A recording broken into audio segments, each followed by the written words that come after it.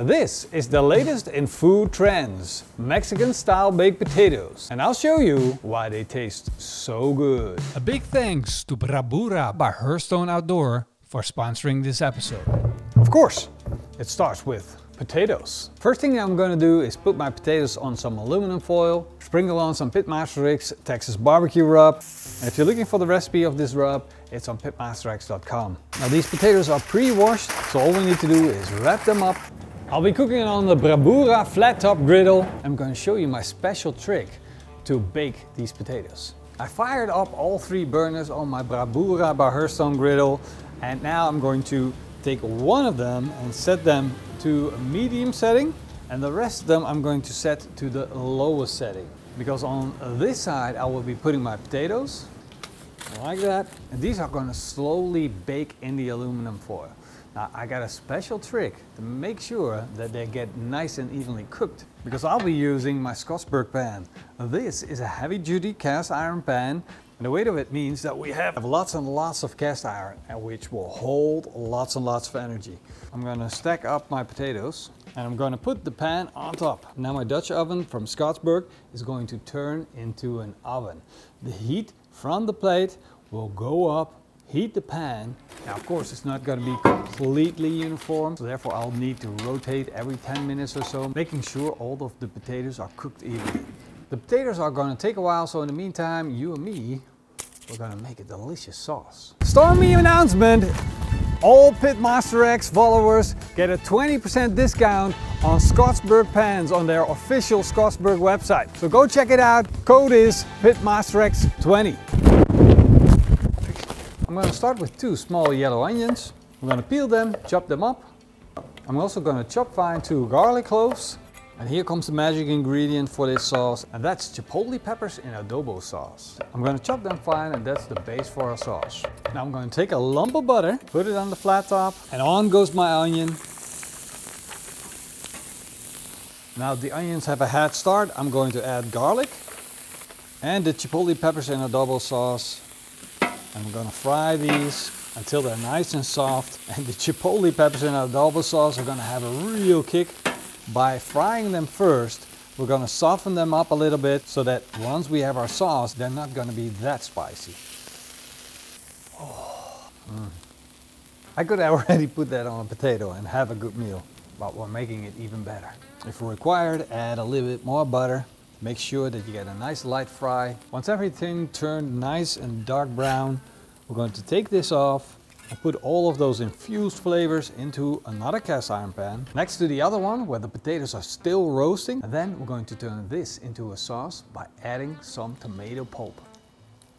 You really want the tomatoes to cook properly, so it takes about 10 minutes of simmering until you get a thick tomato paste like this. If you scrape your spoon over the bottom of the pan, moisture shouldn't draw back. That's how you know your tomatoes are cooked. We're going to add beef broth. Now take a good quality beef broth, make this a little bit moist. We really need it to be a sauce, so don't be too shy. I was thinking of a rhyme. Don't be too shy, or your potatoes will be dry.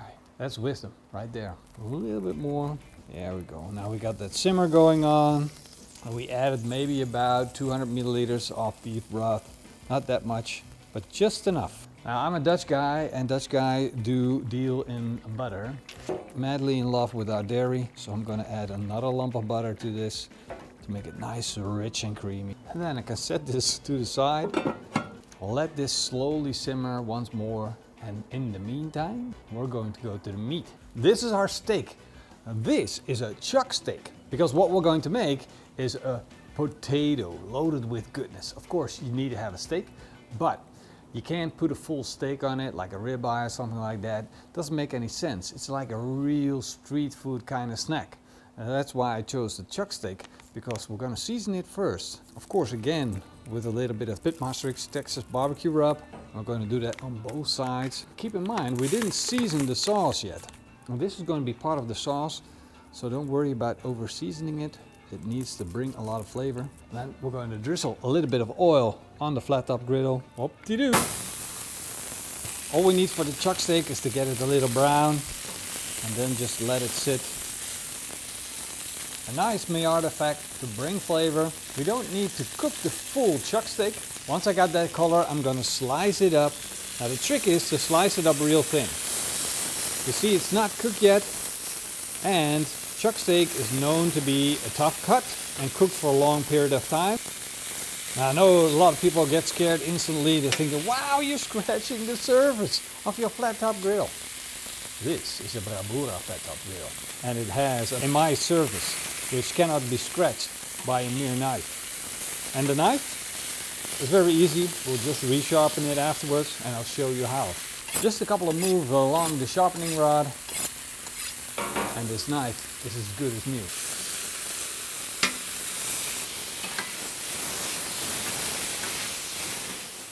Once I got a nice crust on my chuck steak, I'm chopping it up real fine. Then I reheat my sauce and put the chuck steak in. I'm gonna let it simmer for a couple of minutes, chop up some bell peppers, chop up some onion, fry them. And once all the ingredients are prepared, it's time to build up our Mexican style loaded potatoes. Oh, that looks pretty. Look at that. No man can just live on one potato. So, number 2. I'm gonna cut these open like that, spread them out, and be careful, this is gonna be super, super hot. There we go, just mush it up a bit. And what I'm about to tell you now is going to change the whole game. This is why the Mexican style baked potatoes taste so good. Because we're pouring on melted butter, some shredded cheese, of course we like the Anguta, some PitmasterX classic barbecue rub. Of course you can find the recipe for that on our website, PitmasterX.com. A little bit of creme fraiche on top, just a couple of dollops. That will do the trick. The grilled onions and bell peppers. And then it's time to add the beef. Look at that goodness. Now that's what I call a Mexican style, fully loaded baked potato. And finally, time for the taste test. Put in a lot of effort to get this. Ooh! Oh! Oh! Mmm! Mmm! Oh! Tastes freaking amazing. Go make it. And you know, if you're looking for the recipes for, I know you want some.